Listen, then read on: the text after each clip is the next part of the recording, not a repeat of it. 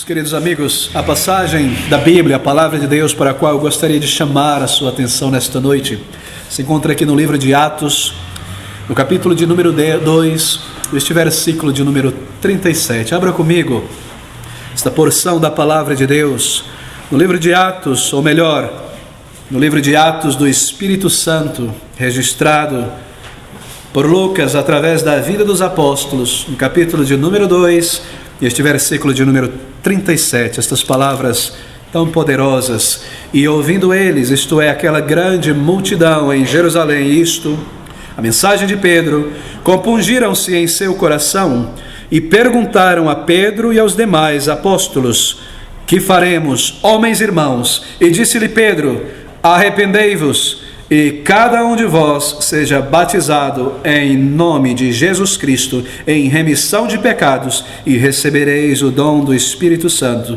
E estas palavras, esta declaração, e ouvindo eles isto, compungiram-se em seus corações. O título desta mensagem nesta noite é arrependimento, uma palavra maravilhosa. Queridos amigos, eu gostaria nesta noite, no breve espaço de tempo que nós temos diante de nós, de falar sobre a operação de Deus na vida de uma pessoa na conversão. A maneira como Deus, o Senhor, de uma maneira particular, real, opera em uma pessoa para a conversão. A grandiosa operação da graça de Deus, através do Espírito de Deus e o seu poder, sem a qual ninguém um dia foi salvo e nem jamais poderá ser salvo. O poder de Deus, queridos amigos, o poder de Deus se manifesta de muitas maneiras. Ele se manifesta na criação, que do nada ele trouxe à existência, sem a ajuda de qualquer matéria previamente preparada, todas as coisas no universo criado. O poder de Deus se manifesta ali. O poder de Deus se manifesta no controle, na intervenção, na criação. Ele criou e ele suporta, ele controla todas as coisas. Em seus milagres na história, Deus, através dos eventos da história humana, cumpre os seus propósitos, e o poder de Deus se manifesta também na história humana. Mas nesta noite, eu não gostaria de falar sobre o poder de Deus na criação, nem o poder de Deus na história ou na natureza, mas o poder de Deus na esfera espiritual. Não o poder na esfera física, o poder criativo e mantenedor de Deus, mas sobre esta realidade do poder de Deus na esfera espiritual, na vida de uma pessoa. É sobre isso que eu gostaria de falar nesta noite. Quando Deus escolhe e se determina a operar e atuar na vida de uma pessoa, no coração de alguém para a salvação. É sobre isso que estes versos diante de nós, 37 e 38, estão falando. O poder de Deus quando Ele opera nos corações. Bem, este evento de Atos, capítulo de número 2, saiba você, recorde disso, ele toma lugar mais ou menos 7 semanas, 40, 50 dias depois da festa da Páscoa em Jerusalém.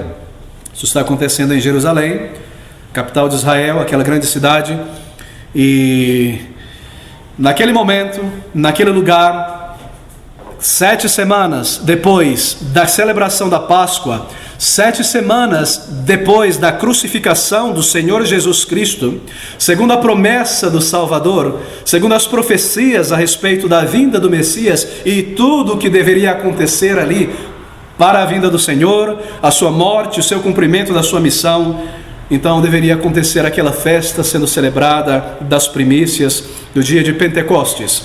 E este evento que nós acabamos de ler, nossa segunda leitura das Escrituras, toma lugar ali naquela cidade, naquele período de tempo, depois da crucificação, depois da morte do Salvador. Na crucificação do Salvador, todas aquelas coisas que deveriam acontecer, atente para isso, tomaram lugar, queridos. Na crucificação do Senhor Jesus Cristo, tudo aquilo que os profetas olharam com os olhos da fé, iluminados pelo Espírito, falando sobre a vinda de Cristo e a sua morte final, aconteceu de fato naquele lugar. Jesus Cristo foi rejeitado pelos líderes da nação, cruelmente tratado. Eles o maltrataram, eles aproveitaram da oportunidade o quanto desejaram, eles lhes desprezaram e lançaram chacotas sobre o Senhor Jesus Cristo. Eles tomaram a hora, e aquela era a hora do poder das trevas e da humilhação do Senhor Jesus Cristo. Então ele foi crucificado entre malfeitores, então ele foi contado entre ladrões. Então soltaram aquele criminoso para que o Senhor da glória, o justo, o eterno Deus encarnado, fosse morto naquela cruz de dor e agonia. E a sua crucificação aconteceu na Páscoa, quando, veja você, Jerusalém, a cidade de Jerusalém, estava tomada por imensas multidões de homens e mulheres, pessoas vindas de toda Israel, peregrinando para aquela grande, imensa festa da Páscoa. E ali estavam eles, e junto com eles vinham pessoas de muitos outros lugares, muita gente de outros países, onde os judeus tinham migrado, tinham se espalhado na diáspora, mas eles vinham em peregrinação para a cidade de Jerusalém. E agora, ali estavam milhares de peregrinos para a celebração da Páscoa.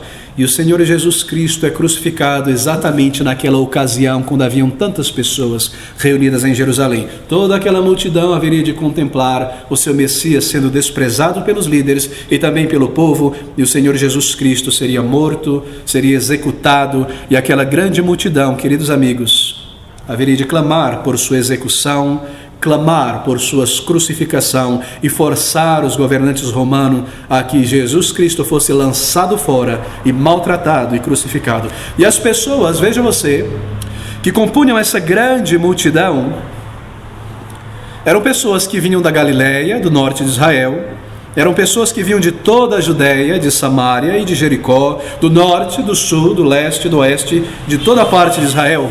Eram pessoas que tinham, veja você, acompanhado o ministério de Jesus Cristo. Eram homens e mulheres que tinham visto, sido testemunhas oculares dos grandes milagres que o Senhor Jesus Cristo tinha operado. Eles tinham convivido com Jesus por 3 anos. Eles tinham acompanhado a sua pregação e ouvido coisas que nenhum homem jamais proferiu sobre a face da terra. Muitos deles tinham familiares, amigos, parentes que tinham em suas vidas experimentado o poder de Deus em cura, em transformações. Milhares de pessoas de lugares vários tinham recebido seus familiares de volta, ressuscitados da morte. Muitos, crianças, jovens e adolescentes, tinham demônios expulsos de suas vidas e a sua razão voltada a eles de novo, e o senso e uma vida restaurada. Eram multidões de pessoas que estavam agora em Jerusalém, mas que tinham acompanhado o ministério de Jesus. Todos eles tinham ouvido algo a respeito do Salvador. Muitos deles tinham experimentado do Senhor pela sua mensagem, pelo seu poder, pelos pães e peixes que tinham comido. Aquelas multidões, repetidas vezes, que se alimentaram e provaram o poder de Deus. Muitos deles viram o selo da divindade de Jesus pelo seu poder. Eles viram que Jesus vinha de Deus, que ele era o Messias, e ainda assim essas multidões foram persuadidas a clamarem, a reivindicarem forçosamente pela execução do Senhor Jesus Cristo. E uma das razões pela qual essas multidões foram persuadidas para fazerem isso foi que os líderes convenceram as multidões de que as ações de Jesus, a mensagem de Jesus, a sua movimentação em Israel haveria de atrair a ira dos romanos, porque os judeus que estavam sob o domínio dos romanos não permitiam que nenhuma nação sob o seu domínio tivesse um rei. Mas Jesus Cristo era visto e comentado como o rei dos judeus que viriam. Assim, os líderes judeus, enganando a multidão, argumentavam que se ele persistisse em ir para cima e para baixo, pregando ser rei dos judeus, então ele provocaria a ira dos romanos e maior opressão viria sobre aquela nação. Na verdade, os líderes de Israel tinham todo o ciúme de Jesus e não queriam perder o seu lugar de destaque como líderes de Israel sob o domínio romano. E as multidões, insufladas pelos líderes, viraram as costas ao Salvador, e então desdenharam a Jesus e clamaram por sua crucificação, pelo seu assassinato, por sua morte. Eles apreciavam, é claro, os milagres do Salvador. De fato, eles apreciaram os milagres de Jesus Cristo. Eles apreciaram poder ter o seu estômago coberto com os pães, com os peixes e tudo aquilo, mas o que eles desdenhavam em Jesus era o seu ensino e a sua postura que repreendia os seus pecados. Porque Jesus Cristo pregava o arrependimento de pecados. Ele dizia que todos eram pecadores, e ele afirmava que todos precisavam de um Salvador, que precisavam virar as suas costas para os seus pecados e se arrependerem diante de Deus. E da maneira como se encontravam, não estavam prontos para prestarem contas a Deus, mas eles não queriam isso. Eles não queriam esta mensagem. O que eles queriam era um libertador político dos romanos, um Messias da prosperidade de Israel. E então eles queriam libertação dos romanos e prosperidade e glória terrena. E é por esta razão que, embora eles estivessem constrangidos pelos seus pecados, quando o Senhor os expunha, embora eles tivessem sido tocados pela pregação do Salvador e convencidos de seus próprios pecados, eles taparam os olhos e taparam os ouvidos para as evidências da divindade de Jesus, e então por fim gritaram por sua crucificação, gritaram por sua execução com grande voz, que o crucificassem ali fora das portas de Jerusalém. Agora observe isto. Estas mesmas pessoas que testemunharam a divindade do Salvador e o grande amor do Salvador, e que depois os desprezaram, gritaram covardemente por sua crucificação, estão elas mais uma vez em Jerusalém, 40 a 50 dias, 7 semanas, depois de terem clamado pela crucificação de Jesus, reunidas em Jerusalém para a festa das primícias, a festa de Pentecostes. E são elas, juntos com muitos judeus que tinham vindo de outras partes do mundo inteiro, que irão ver e ouvir a pregação de Pedro e este sermão que nós acabamos de ler aqui. As mesmas pessoas que conviveram com Cristo, que clamaram por sua crucificação, são elas que estão agora novamente em Jerusalém para ouvir a pregação do apóstolo Pedro, aquele grande sermão de Pentecoste. E nós temos aqui Pedro pregando, cheio do Espírito, sobre o cumprimento das profecias, sobre Jesus, o descendente de Davi, sobre o Messias de Israel, sobre o Salvador de Deus, como ele fora traído, como o seu Messias fora desprezado e crucificado. E ele então, dentro deste momento, deste ponto, deste clímax da mensagem, ele diz essas palavras no versículo de número 36: saiba, pois, com toda a certeza, a casa de Israel, que a esse Jesus a quem vós crucificastes, Deus o fez Senhor e Cristo. E então isto acontece, veja você, e ouvindo eles isto, compungiram-se em seu coração e perguntaram aos demais apóstolos: que faremos, varões, irmãos? Queridos, por que isso não aconteceu antes? Por que isso não aconteceu naqueles 3 anos? Por que isso que acontece no versículo de número 38, essa compulsão, não aconteceu naquela semana da crucificação, quando eles viram seu Messias sendo levantado naquela cruz, como Moisés haveria profetizado, como a serpente sendo levantada, a profecia sobre Jonas? Por que eles não se arrependeram? Por que eles não foram tocados por aquela grafia, daqueles recursos visuais? Jesus, eles viram a Jesus. Por que não foram tocados e comovidos e arrependidos? Bem, porque o Salvador ainda precisava morrer e abrir o caminho para a salvação de pecadores. Ele ainda precisava entregar a sua vida como um sacrifício no lugar do seu povo. Ele ainda precisava derramar a sua vida e o seu sangue precioso, sem o qual não haveria conversão, não haveria transformação. Ele deveria ser traído e crucificado pela mão dos homens, mas Deus usaria tudo isso para cumprir o seu propósito. E como Pedro explica em seu sermão, foi a vontade de Deus que determinou estas coisas, foi a vontade de Deus que permitiu estas coisas, foi o conselho de Deus na eternidade que o seu próprio Filho, veja você, deveria descer e tomar um corpo e uma natureza humana. Foi para isso que ele veio, para levar toda a ira que nós merecemos, e ele a levaria embora, morrendo naquela cruz, pagando no lugar de pecadores. O Deus triuno determinou, no seu conselho eterno, que haveria um Salvador, que viria para morrer, e ele veio, e ele se entregou, e ele determinou que isso aconteceria, ainda embora foi pela mão de pecadores, para que tudo fosse cumprido para a salvação então de milhões de pecadores, para que fosse possível que aquele sermão ali, naquele capítulo 2 de Atos, depois de ser pregado de uma maneira tão simples e ao mesmo tempo poderosa, muitas conversões acontecessem. Por que isso não aconteceu antes? Bem, nós acabamos de ver, o Salvador precisava vir. Por que isso não aconteceu antes, mas acontece somente agora? Porque aqui o poder de Deus, e é sobre isso que nós estamos falando, o poder de Deus está operando nos corações, levando homens e mulheres ao arrependimento e à fé no Salvador. E é sobre isso, queridos, que nós estamos falando nesta noite. O poder de Deus que opera nos corações, a grandiosa obra de Deus para a conversão, para a salvação, um poder sem igual, um poder sem o qual ninguém jamais será convertido em algum momento. Eles viram o selo da divindade de Jesus. Eles viram os milagres de Jesus, eles ouviram a sua mensagem, mas se o Senhor não abrir os olhos espirituais das pessoas, você e eu permaneceremos abraçados em nossos pecados, você e eu jamais deslargaremos desse osso do pecado, estaremos ali para sempre mordendo e arranhando esse negócio, e nunca voltaremos a Deus, e nunca nos aproximaremos do Senhor. Nós acabaríamos perdidos se o Senhor não operasse. Você e eu permanecemos abraçados em nossos pecados, e resistiríamos a Deus até o final, e nós acabamos de ver isso exatamente provado aqui, que aqueles homens foram compungidos somente depois de uma operação do poder de Deus em suas vidas. E este versículo de número 37 diz então estas palavras para nós nesta noite. Observe novamente: e ouvindo eles isto, compungiram-se em seus corações. Compungiram-se em seus corações. A palavra grega é muito interessante para compungir. A palavra que é traduzido compungir no grego traz uma ideia de ser apunhalado em seu coração, de ser ferido por dentro, quebrantado no coração, como que cortado por dentro. E eles compungidos em seus corações. Bem, eu gostaria de falar um pouco sobre essa experiência desta multidão que levou 3.000 homens, mulheres, crianças e adolescentes a uma conversão genuína. Eles foram compungidos em seus corações. Esse termo no grego, compungir-se, vem do contexto militar, saiba você. Ele ilustra algo do tipo: um soldado confiante de um grande exército, e ali está ele combatendo o bom combate.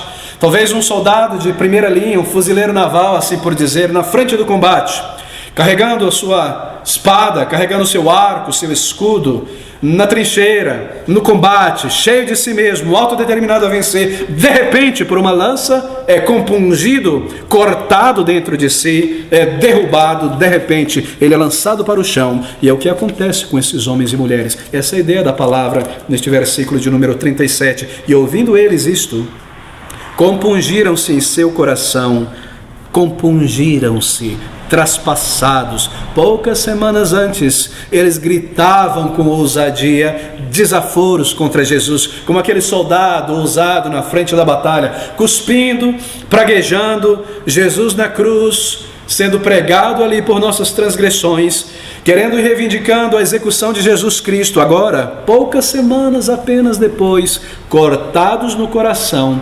traspassados no coração, compungidos. Queridos amigos, isso é conversão. A conversão acontece desta maneira, é assim as pessoas são convertidas. Foi assim que elas têm sido convertidas, sempre será assim que uma conversão irá acontecer. Se alguém realmente é convertido, se alguém um dia se torna um filho de Deus, se alguém irá nascer de novo, é porque um dia ele recebeu um choque, é porque um dia ele foi traspassado em seu coração, é porque um dia ele foi compungido, esta é a ideia da palavra, e ele despertou, como isso aconteceu com 3.000 homens de uma vez por todas. Talvez, antes disso acontecer, eram pessoas muito orgulhosas, eram pessoas autossuficientes, eram pessoas descrentes, desdenhando a Deus, como a maioria de nós não é antes da conversão, desdenhando a Deus, cínicos a respeito da Bíblia, cínicos, irônicos a respeito de Jesus Cristo. Mas aconteceu um choque espiritual em suas vidas, na alma, algo que mudou todas as coisas, algo que compungiu a mente desta pessoa no coração, não fisicamente, é claro, na consciência, nas afeições. É isso que acontece quando alguém é convertido, ele é compungido em sua alma, um grande choque. Talvez aquela pessoa era uma pessoa hostil à fé cristã, ou talvez era uma pessoa complacente com a alma, mas de repente tudo faz todo sentido. A pessoa acorda e essa pessoa é compungida, e isso se torna de repente a alma, Deus, questões urgentes. Eu vivo longe de Deus, eu não me interesso por Deus, não me interessa a fé cristã, tudo me interessa, tudo que me interessa é o que eu posso ganhar, o que eu vou ter, como vai ser depois da eleição, como vai ser a economia, eu tenho esses projetos, eu desejo viajar, eu desejo fazer isso, Deus, a Bíblia, agora não, muda de canal, muda de estação, eu não estou interessado nesta conversa, esses amigos que eu falo sobre essas coisas, para mim não, sai fora disso, estou preocupado com outras coisas. Mas de repente há um choque. De repente é uma compulsão na alma. De repente é uma percepção, e eu preciso de Deus. E eu agora preciso de paz. E eu preciso encontrar o meu Deus e o meu Criador. E eu desperto do meu sono da complacência. E as pessoas dizem, essa pessoa nunca pensou assim. Essa pessoa nunca falou sobre coisas espirituais. De onde ele tirou esse assunto? Ela nunca falou sobre estas coisas. Talvez fosse alguém complacente, tomado por esta vida, o que eu vou vestir, o que eu vou comprar, qual é a nova moda, eu preciso acompanhar a estação da moda. Suas buscas, seus prazeres, seus pensamentos, suas economias, era tudo que lhe importava. E eles então estão contentes com esta vida, vivendo longe de Deus, em paz com seu pecado, não parecem ter qualquer necessidade em sua vida. Você tem encontrado pessoas assim? A maioria das pessoas com quem eu me encontro parece viver nessa categoria. Não estão preocupados, a sua vida está tranquila, não tem, parece dizer, um senso de necessidade espiritual. E de repente vem o choque espiritual. Uma compulsão na alma, e eles sentem a sua necessidade de Deus, e de repente eles sentem uma necessidade de perdão e de conhecer a Deus, e é sobre isso que nós estamos lidando aqui. E ouvindo eles isto, compungiram-se em seu coração e perguntaram a Pedro e aos demais apóstolos. Eles começam a perguntar depois disso: que faremos, homens e irmãos queridos? Conversão é um choque espiritual que me acorda para a realidade da alma, que me acorda para a realidade de Deus e conduz a pessoa ao arrependimento. Deixe-me falar, perdoe-me isto, um minuto sobre o que aconteceu comigo. Eu cresci em um lar evangélico. Meu pai, pastor, tios pastores, pessoas envolvidas em missões, missionárias, viajando de cidade para cidade, plantando igreja, colégios batistas, por todos os lugares que você puder imaginar, num contexto religioso. E desde a infância fui levado a ouvir a palavra de Deus. Quase que cresci dentro da igreja. Frequentava a escola dominical evangelística, embaixadores do reis, todo tipo de acampamento, passeio, retiro, tudo que acontecia, EBF, na igreja ali eu estava. E conforme eu fui crescendo com um senso de temor a Deus. Não um temor febril de me afastar dele, de saber que ele é santo e de temer pecar contra ele. E assim eu cresci. Abrindo a Bíblia, lendo a Bíblia, memorizando a Bíblia, buscando conhecer um pouco mais, tentando viver uma vida séria, uma vida sincera, não me entregando a pecados, aqueles mais bizarros ou abertos, mas de fato buscando na minha força, da minha maneira, uma vida sincera, cantando na igreja, servindo na igreja, estudando na igreja, ensinando na igreja, até um dia em que este choque aconteceu. E de repente um dia, lendo a palavra de Deus em casa, aos 16 anos de idade, os meus olhos se voltaram na leitura de 1 João, para estas palavras que se encontram em 1 João, capítulo de número 3, versículo 9. Eu me lembro na cidade de Goiânia, à tarde, uma tarde morna, no final do dia, lendo a Bíblia. Não queria mais ler a Bíblia simplesmente porque os professores da EBD Evangelística me diziam que eu deveria ler, mas eu queria ler por mim mesmo. Já era um adolescente, um jovem rapaz, aos 16 anos. Então os meus olhos, eu creio que guiados pelo Espírito, depois da leitura desse texto, caíram em 1 João 3, e na sequência da leitura eu cheguei ao versículo de número 9, onde se lê essas palavras. Eu já tinha lido essas palavras tantas vezes.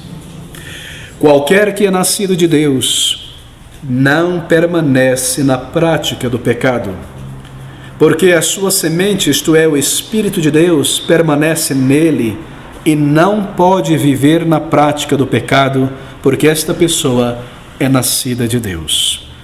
Ali foi o início do meu choque espiritual.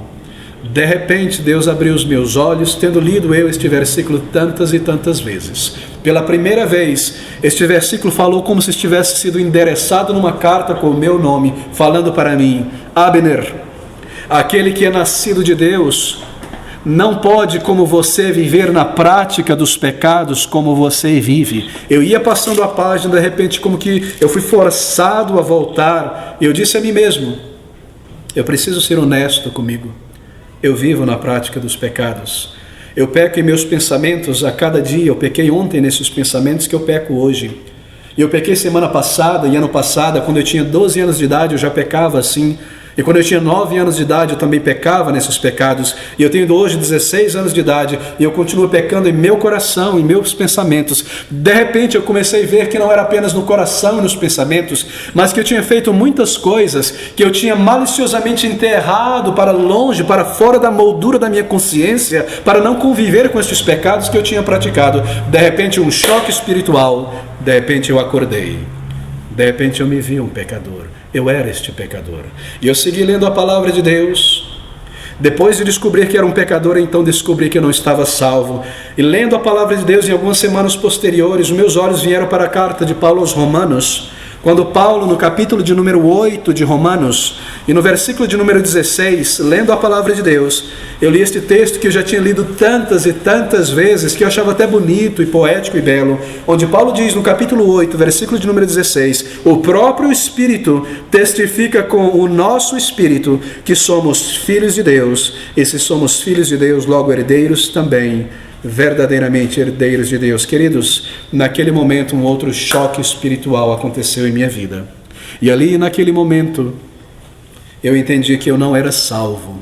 A primeira pedrada contra a coluna do meu edifício religioso foi João, capítulo 3, 1 João 3, 9, onde eu entendi que eu era um pecador, porque eu vivia na prática do pecado em meu coração e em meus pensamentos. A segunda pancada na segunda coluna deste meu edifício de vida religiosa, que me fazia imaginar que era uma pessoa salva como os demais, eu cantava no coral, eu já lecionava na EBD evangelística, eu buscava viver uma vida de temor a Deus, foi descobrir que o Espírito de Deus não testificava com o meu espírito, e que eu era a mesma pessoa desde que o dia que eu tinha nascido. Eu era um jovem, um menino religioso, eu buscava boas coisas, eu tinha boas intenções, mas eu vivia na podridão do pecado dentro de meu coração e meus pensamentos. Estava ali, eu não tinha o espírito de santidade vivendo, porque como poderia viver o espírito em uma pessoa tão corrompida no coração e em seus pecados? De repente, olhando para mim, eu percebi que não havia selo do Espírito, eu não era um filho de Deus, eu não tinha nascido de novo. Eu poderia olhar para pessoas na igreja e dizer, aquele jovem é salvo, a santidade estampada em seu coração. Aquela senhora é uma mulher de oração de verdade, não é uma pessoa tão egoísta, tão cheia de malícia e de orgulho como eu era. De repente eu entendi que eu vivia na prática do pecado em meu coração e meu pensamento, e eu entendi que o Espírito de Deus não habitava em minha vida. E eu descobri, queridos, e esse foi o grande choque da compreensão quando a ficha caiu, uma compreensão intelectual, mas espiritual também, que eu não tinha experimentado aquilo que a Bíblia chama de uma experiência de nascer de novo, o que nós chamamos de uma conversão. Mas foi ali a minha conversão. Foi ali quando Deus, por essa percepção, por um descobrir da realidade, me levou então a ver que eu era um pecador, a entender que eu não estava salvo, a perceber que eu precisava desta obra de nascer de novo. E Ele me conduziu ao longo de meses seguidos, até os 17 anos, em uma busca profunda, em arrependimento profundo, em bater nesta porta tantas vezes. Foi a misericórdia de Deus, foi o amor de Deus, mas foi necessário, queridos, um choque espiritual. Foi necessário que eu acordasse e entendesse que eu era um menino pecador, um adolescente pecador, que eu estava longe de Deus. Ainda embora eu cantasse na igreja, vivia na igreja, tentasse ser um bom exemplo de rapaz, eu nascer em pecado como todo homem e mulher, e eu não tinha experimentado o que era a verdadeira conversão. É um choque na velha vida, seja religiosa ou não religiosa, um choque que desperta, um momento complacente, de repente um momento insensível, num outro momento eu desperto que sou um pecador, eu busco, eu me arrependo. Então, salvação, tudo o que importa é alma, tudo o que importa é a certeza de vida eterna. Muitas pessoas vêm à igreja por muitos anos, talvez crescem na igreja, talvez crescem numa família que adora a Deus, ou que vai à igreja adorar a Deus, e os anos passam, e tudo passa diante delas, tudo passa, e elas não tomam nada a sério, nada buscam a sério. Então talvez chegue um dia, talvez na adolescência, talvez na juventude, talvez na meia-idade, quando elas são traspassadas, compungidas, elas acordam e sentem os seus pecados diante de Deus, e sentem a sua vergonha, como eu senti, todos que foram salvos sentiram, e sentem a sua culpa, e entendem que não são filhos de Deus, e que tudo o que fizeram, embora sincero, não passou do teto nem das nuvens, porque Deus não pode receber pessoas pecadoras em sua adoração. Elas precisam vir para a conversão, antes de poderem oferecer sacrifício de louvor, e elas buscam a reconciliação com Deus, e todo o seu pecado, toda a sua imoralidade, toda a sua vaidade, elas não mais justificam, elas dizem, isso sou eu, esses são os meus sentimentos, porque eu sou um pecador, eu não consigo vencer estas coisas, porque eu já estou morto, eu não nasci de novo, é por isso que eu não venço, eu preciso de vida, eu preciso de salvação em minha alma. Deixe-me chamar a sua atenção para estas coisas. Veja o versículo de número 22 agora. Estamos lendo Romanos capítulo 8, ou melhor, Atos capítulo 2, perdão, este versículo de número 22. Homens israelitas, este é o teor da mensagem de Pedro. Escutai estas palavras: a Jesus Nazareno, homem aprovado por Deus entre vós, com maravilhas, prodígios e sinais que Deus por ele fez no meio de vós, como vós mesmos bem sabeis. É muito interessante. O que causou o despertamento, a compulsão, a comoção daqueles homens? Foi um sermão muito simples. Saiba você que aqui não está todo o sermão. Isto é apenas um resumo, talvez as notas do púlpito de Pedro. Ele pregou muito mais longamente aqui. Ele falou, nós vemos que ele vem da narrativa desde os patriarcas, mostrando que Jesus Cristo veio, mostrando que o Salvador chegou. Mas aqui está a essência. Possivelmente o sermão mais longo, certamente. E esse sermão inclui sinais da divindade de Jesus. Ele apontou para Jesus como Filho de Deus, seus milagres, e aqueles milagres que deveriam ter movido aquelas pessoas quando eles viram de primeira mão. Ele falou sobre isso: vocês viram o Salvador, vocês viram o Messias de Deus, vocês encararam as coisas, seus milagres, seus sinais, sua mensagem que deveria ter movido aqueles homens quando viram de primeira mão. Mas agora aqui, ao serem recordados de tudo isso, é que são compungidos, porque Deus estava operando em seus corações. Queridos, eu conheço tantas pessoas, muitas pessoas com quem exatamente isso aqui aconteceu. Exatamente o que aconteceu com esta multidão aconteceu com eles. Aconteceu comigo, como eu tentei descrever. Nós ouvimos sobre Jesus Cristo, sobre o seu poder, sobre o seu milagre, seus milagres. Nós vamos à igreja e lemos na Bíblia coisas sobre o seu poder, sua divindade. As pessoas que Jesus Cristo salvou em nossa comunidade, em nossos círculos de amizade, por muitos anos ouvindo, mas nunca arrependido, nunca você é movido. Até que chega um tempo quando o Espírito Santo move dentro de você e tudo se torna claro. Com uma pessoa acontece, às vezes acontece com um grupo de pessoas dentro de uma igreja. Já vi isso acontecer também com um grupo de pessoas. E você sente tristeza pelos teus pecados. É como diz Paulo, não é? Lá em 2 Coríntios capítulo 7, 10, porque a tristeza, segundo Deus, opera o arrependimento para a salvação, da qual ninguém se arrepende. Da salvação. E você percebe, eu sou um pecador, eu estou condenado, essas coisas são terríveis. Se eu morrer hoje, eu estou condenado, eu estou perdido. E nós pensamos sobre os pecados do coração de repente, e você diz: eu sou essa pessoa egoísta, mesquinha, imoral, eu sou essa pessoa cobiçosa, e os meus olhos contemplam a imoralidade. E é uma preocupação profunda. Como eu tenho insultado a meu Deus por todos estes anos, tudo que Ele viu, nem reconhecido a Deus em minha vida, nem amado a Deus, e roubado dEle, enganado os outros e traído os outros, e ilustrado coisas horríveis e absurdas em minha mente. E isso é o começo da conversão.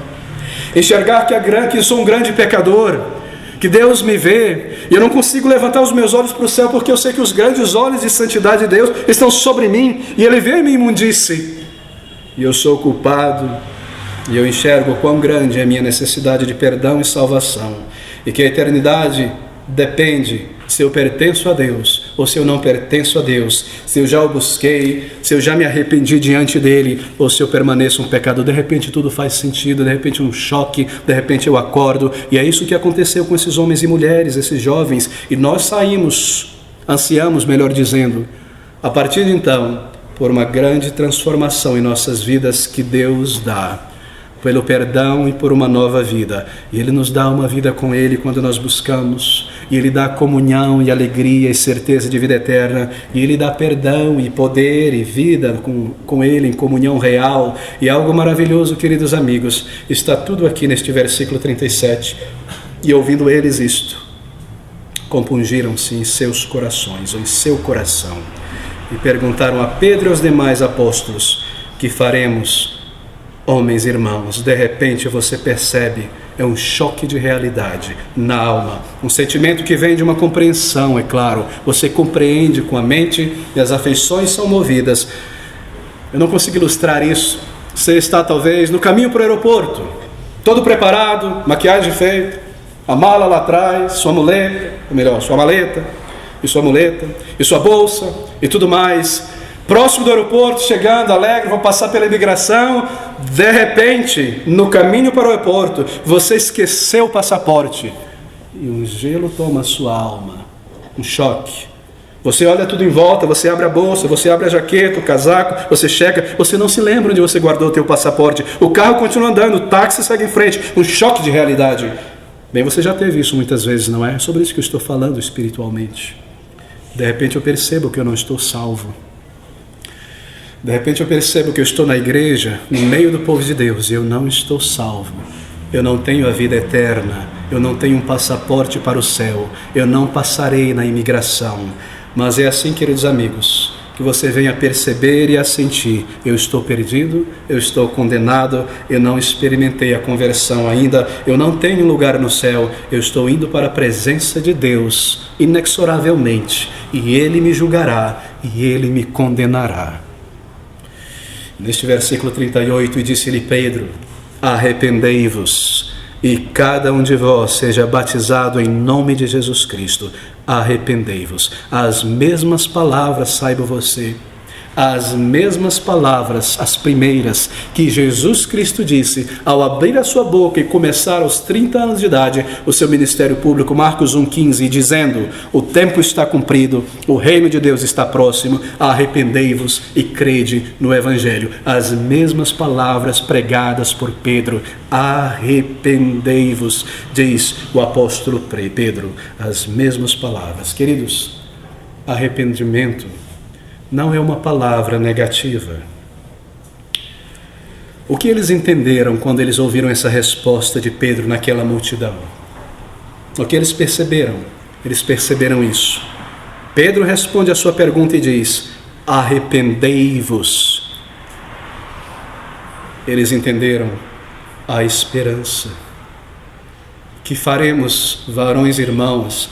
Arrependei-vos. Então a esperança de salvação, a esperança de conversão. Se eu somente me aproximar de Deus, se eu somente me arrepender, encarar a minha vergonha e a minha culpa e confessar, se eu somente parar de lutar com a minha mente, se eu somente encarar os meus pecados e dizer ao Senhor: Senhor, eu sou um pecador culpado, eu me arrependo diante de Ti de todo o meu coração, eu vejo a minha culpa naquelas coisas que eu fiz, eu clamo ao Senhor por misericórdia e salvação, eu me arrependo, Senhor, eu me envergonho, eu trago a Ti o meu pecado e eu coloco em Jesus Cristo a minha fé de que ali Ele pagou em meu lugar, e Deus irá perdoar, e Deus irá nos salvar, e Deus irá remover os meus pecados. Jesus Cristo terá pago por mim.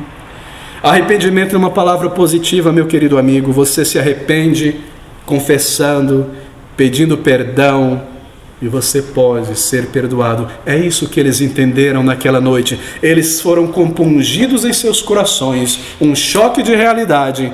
Eles perguntam a Pedro uma pergunta sincera de coração: que faremos então tendo matado o nosso Messias? E a resposta de Deus por Pedro é a mesma de Cristo: arrependei-vos. E quando eles ouviram isso como algo positivo. Queridos, como se arrepender então? Deixe-me concluir neste tema. Como se arrepender para receber a remissão de teus pecados? Bem, arrependimento não é um ato físico. Não espere por um momento no final de um culto aqui ou em alguma outra igreja, quando você será chamado debaixo de muita música bonita para fazer e tomar uma decisão, porque arrependimento não é um ato físico. Não espere por isso. Na verdade, isso é um ato que confunde e engana muitas pessoas, porque no lugar de irem a Jesus Cristo em arrependimento, elas vêm à frente. Quando Pedro disse, eles disseram: que faremos, varões e irmãos? A resposta de Pedro não foi: quem quer aceitar a Jesus aqui nessa multidão, levante a mão e venha à frente, eu vou orar por você. Não, arrependei-vos. O que é arrependimento? Eu vou te dizer em linhas gerais o que a Bíblia ensina. Você encara e reconhece os teus pecados de todo o coração, e de atos, e de pensamentos, e de ações, e tudo que um dia você fez e a tua consciência te mostrou que você foi culpado daquilo. É isso que você traz a Cristo. Você traz a tua culpa do que você fez, do que você viveu e do que você é diante de Deus. Você diz a isso a Deus, os teus pecados. Você não mais tenta justificar dizendo foi meus pais os culpados. Você não mais justifica dizendo foi a minha família, foi a maneira como eu cresci, foi a justiça, foi o mundo, foi o sistema, foi amigos de escola, foram primos, foram parentes, foram tios. Não, fui eu. Eu pequei, Senhor, e além de tudo isso, aos pecados que eu cometo a cada dia em meus pensamentos, você não esconde, você não justifica, você reconhece, eu sou um pecador, eu tenho a minha parte, eu pequei contra ti, eu pequei querendo pecar e desejei pecar tantas vezes, e eu roubei de Deus a minha vida, e o meu coração eu nunca dirigi a ti, Senhor, eu sempre o ocultei, eu sempre resisti, eu já fiz muitas coisas cruéis com as pessoas, eu já odiei as pessoas em meu coração, eu já traí as pessoas, eu já fui soberbo e desobediente, eu mereço a punição, eu mereço a condenação, eu mereço condenação eterna, o pecado está dentro do meu coração, eu sou este pecador ao Senhor, e eu dependo de Jesus, eu dependo dos méritos dele, porque eu não tenho mérito, e eu dependo do sacrifício dele, porque senão eu terei que pagar, e a condenação é o inferno. Eu dependo dele, Senhor, que ele morreu, e morreu no lugar de um pecador como eu, me liberta, me transforma. Eu creio que a morte dele ali naquela cruz foi por um pecador como eu, ainda embora eu não possa ver com clareza estas coisas, eu sei que eu sou um pecador, eu entendo com a minha mente a tua palavra, eu clamo a ti por misericórdia e perdão. Salva a minha alma, perdoa os meus pecados, eu venho a ti, eu encontro um lugar de arrependimento sozinho em meu quarto, aos pés da cruz de Cristo pela fé, eu oro ao Senhor, eu me arrependo diante dele, eu venho, Senhor, e te peço, perdoa a minha alma, lava as minhas manchas, apaga as minhas transgressões, muda e transforma essa pessoa dentro de mim, faz de mim um novo homem, uma nova mulher, um novo rapaz, um novo menino, mais humilde, transformado. Domina em mim este velho ser que há. Eu quero ser uma nova criatura, uma criação original da tua mão. Eu quero ser amado por ti. Eu quero andar em tua presença e conhecer o teu poder e aquilo que estas pessoas, meus pais ou meus amigos na igreja, têm experimentado, e eu vejo uma vida tão diferente dentro deles. Tamanha alegria, tamanha transformação, e aquela certeza que eu ainda não tenho, de que se eu morrer, eu estarei contigo para sempre. Ó meu Deus! E você significa este arrependimento diante de Deus, de verdade, de toda a tua alma. E é como se Deus dissesse à tua alma: você está perdoado. Você agora está limpa. Eu removi os teus pecados. Eu falei à tua alma: tu és também o meu filho amado, a minha filha amada. E eu envio o meu Espírito Santo, que irá agora testificar com o teu Espírito que você é um filho de Deus. E eu te darei graça e poder para vencer e resistir o pecado, e me amar e andar em minha presença, e uma mente sensível. Queridos amigos, isso é arrependimento, uma declaração de Deus. Você vem e se arrepende, e Ele declara à tua alma: você é meu filho agora, você é minha filha, você está salvo, você está transformado. Um choque, um despertar, uma busca, um clamor, perdão, salvação. Vamos orar juntos.